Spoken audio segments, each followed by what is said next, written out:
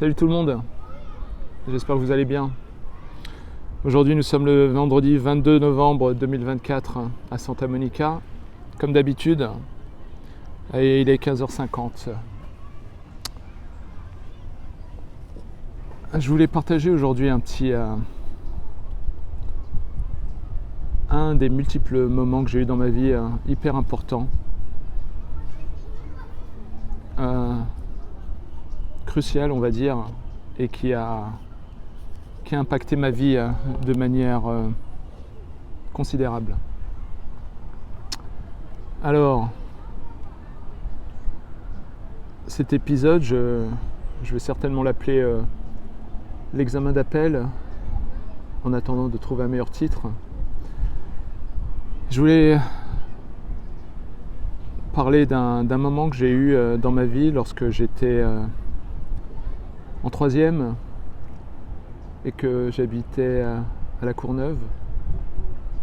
Et il m'est arrivé quelque chose d'incroyable que je pense peu de gens dans ma famille sont au courant, peut-être une de mes sœurs. J'avais déjà fait une vidéo qui parlait de ce souvenir il y a bien longtemps, mais aujourd'hui ça m'est réapparu avec encore plus de clarté. Et donc voilà, donc il faut savoir que mes performances à l'école ont toujours été fluctuantes, que je galérais vachement à l'école. Je savais que j'avais une forme d'intelligence, de capacité, presque une surdouance, mais j'arrivais jamais à trouver la clé pour démarrer le diesel. Et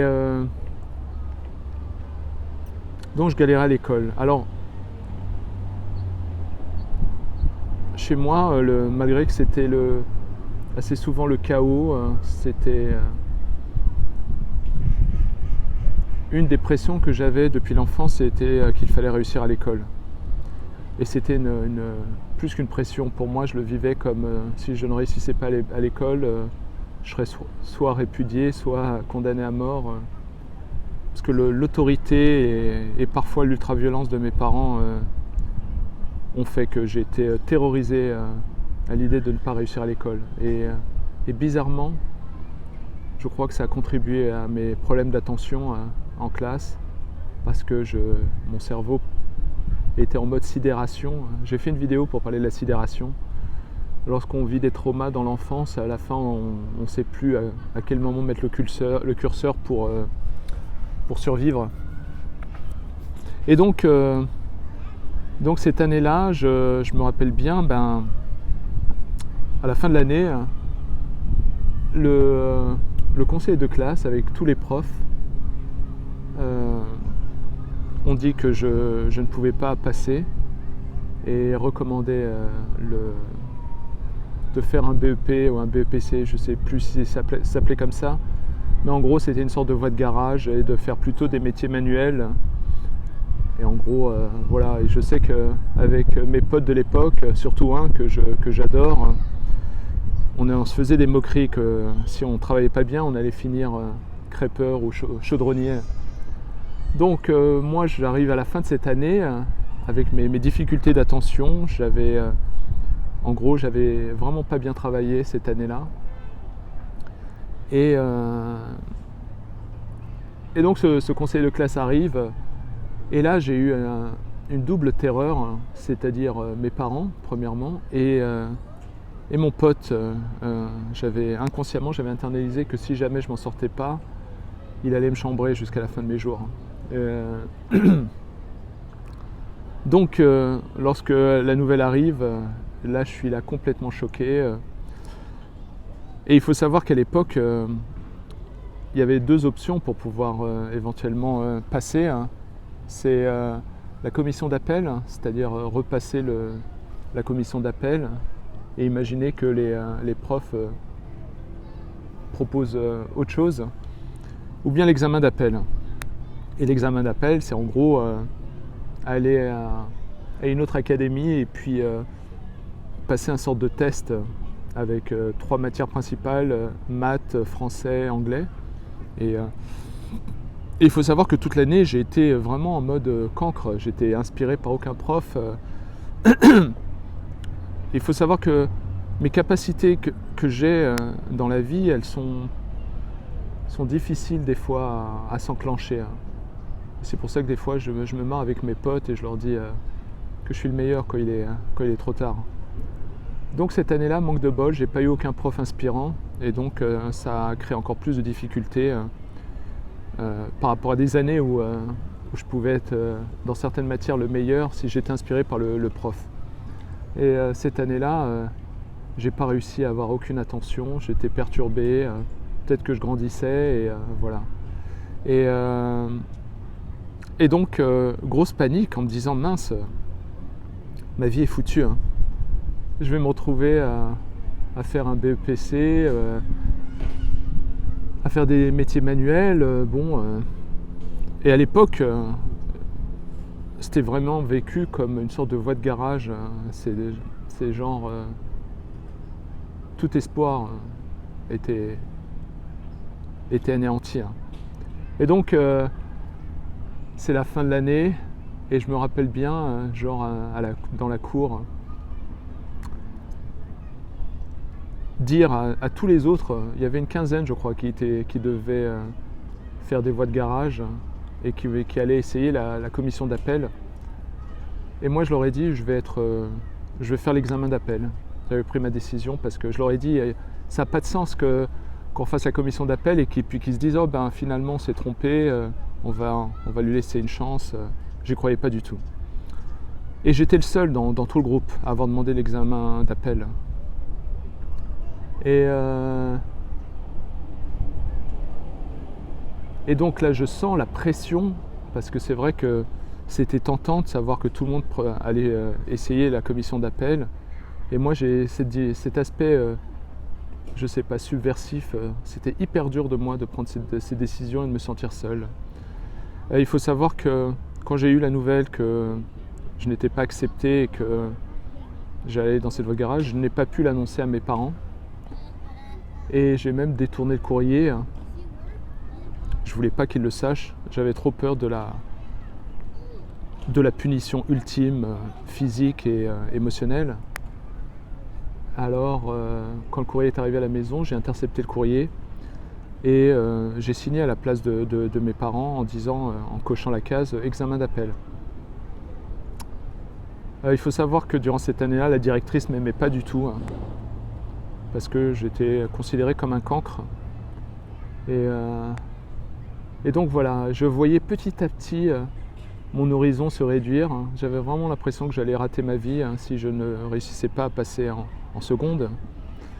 Et que ça serait la fin de ma vie. J'étais même en train d'imaginer de fuguer, de prendre mon baluchon et de me barrer de chez moi. Parce que j'avais trop peur de mes parents. J'avais trop peur de vivre cet échec, aussi bien au niveau de la société qu'au niveau de mes parents. Et j'avais une peur débile de décevoir. Donc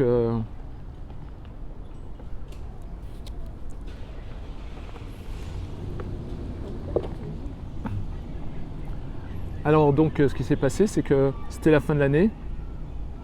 Il y avait de moins en moins de cours. Et là, je me sentais hyper seul en me disant « mais qu'est-ce que tu as fait ? T'es fou !»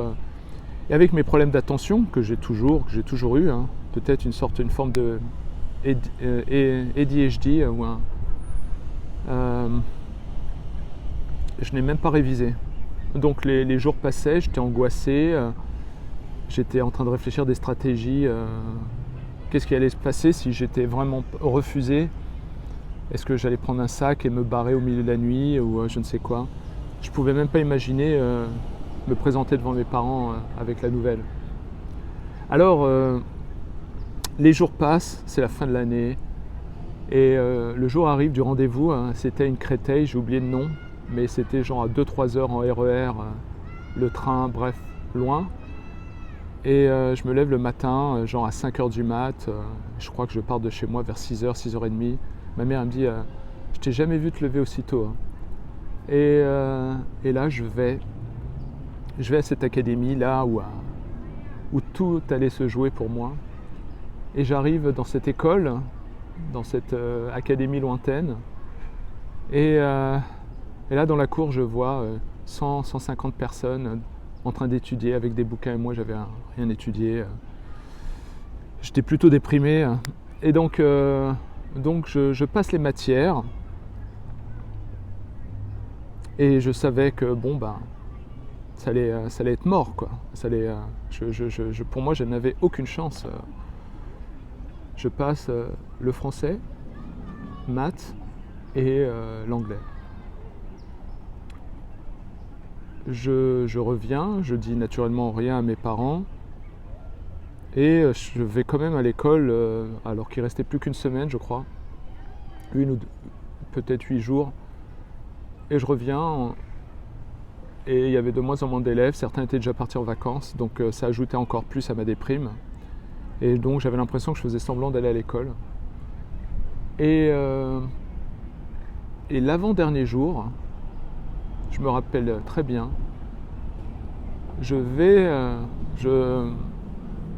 en face de l'école, il y avait une sorte de grande place.